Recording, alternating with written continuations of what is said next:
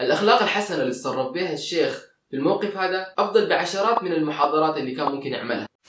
السلام عليكم ورحمة الله وبركاته، معكم أخوكم محمد فيصل في فيديو جديد. زي ما انتم شايفين المكان شوية فيه اختلاف لأنه أنا الآن في مكان دراستي في بروناي. صورت بعض اللقطات وأنا مسافر وحاخدها في شكل فلوج في القناة وإن شاء الله تشوفوه بعد كم يوم، لكن أنا عاوز أسوي الفيديو ده أول وأنزله أول لأنه عندي أفكار ما عاوز أضيع. كل من عليها فان. كلنا سمعنا بالخبر الأليم حق وفاة زوجة الشيخ سلمان العودة رحمه الله وابنها. الخبر معروف عند الناس وأنا ما عايز أتكلم عنه، فأنا عايز أركز الفيديو ده على حاجة مهمة ممكن كثير من الناس يغفلوا عنها، هي ردة فعل الشيخ حفظه الله على الموضوع ده والموقف الصعب اللي هو فيه. لأنه في مثل هذه المواقف يظهر الصادق والكاذب، اللي عنده أخلاق حقيقية واللي ما عنده أخلاق، اللي فاهم للدين ومطبقه واللي ما فاهمه. أول ما طلع خبر الوفاة أنا كنت متابع بشكل دقيق لحسابات الشيخ سلمان العودة في تويتر والإنستغرام والسناب شات. للأسف هو ما أخذت حاجة سريع، لكن في حساب الشيخ عايض القرني قال كلام عنه جميل. هذه تغريدة الشيخ عايض القرني على حالة الشيخ سلمان العودة عندما سمع خبر الوفاة. زي ما انتم شايفين الشيخ كان صابر ومحتسب للأمر عند الله سبحانه وتعالى، وكان صابر من بداية الفجعة، وهذه هي أهم نقطة أنا عايز أتكلم عنها في الفيديو ده. الرسول صلى الله عليه وسلم يا شباب شاف امرأة تبكي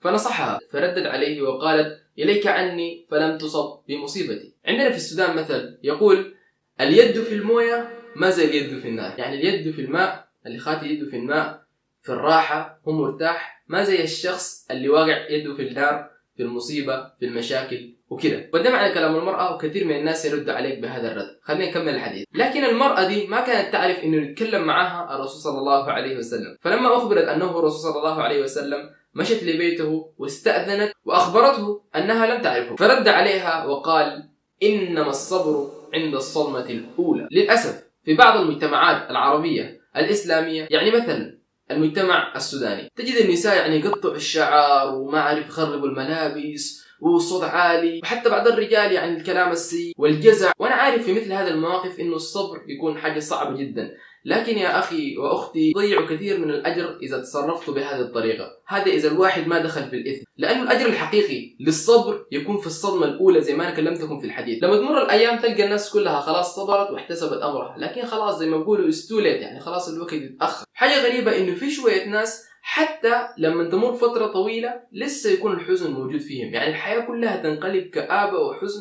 وسواد. يعني أنا عندي صديقي معي في الجامعة كان يدرس معي في نفس الصف، صديقي ده اتوفى يعني رحمه الله قبل حوالي سنتين. إلى اليوم أصدقائي في الفيسبوك يعني يغيروا صورتهم حقت البروفايل لصورته، يعني صورة كده ما أعرف بلاك اند وايت. يعني أنا صراحة بجد ما قادر أطيقهم في الفيسبوك حقي. يا جماعة خلاص لايف جوز اون زي ما بقولوا يعني. وكل ما كان احتسابك وصبرك أسرع كل ما كان أجرك عند الله سبحانه وتعالى أكبر، وكل ما كان أحسن لك أنت وأفضل لقلبك إنك ما تحسن كثير. ونسأل الله سبحانه وتعالى أن يجزي شيخنا سلمان العودة خير الجزاء على تعليمه لنا لهذه الدروس. الأخلاق الحسنة اللي تصرف بها الشيخ في الموقف هذا أفضل بعشرات من المحاضرات اللي كان ممكن يعملها. وما زال الشيخ يعني يضرب لنا الأمثلة بالصبر والاحتساب، والحياة حقته خلاص مشت طبيعية زي ما انتم شايفين في الصور. دي كانت نهاية الفيديو، أتمنى إني أفدتك ولو حتى بكلمات بسيطة. شكرا لك كثير على المشاهدة، أشكركم يا شباب كلكم على دعمكم. القناة ما شاء الله بدأت تتوسع والأمور كلها ماشية تمام. إذا أنت كنت جديد في القناة ما تنسى إنك تشترك فيها عشان تصلك فيديوهات جديدة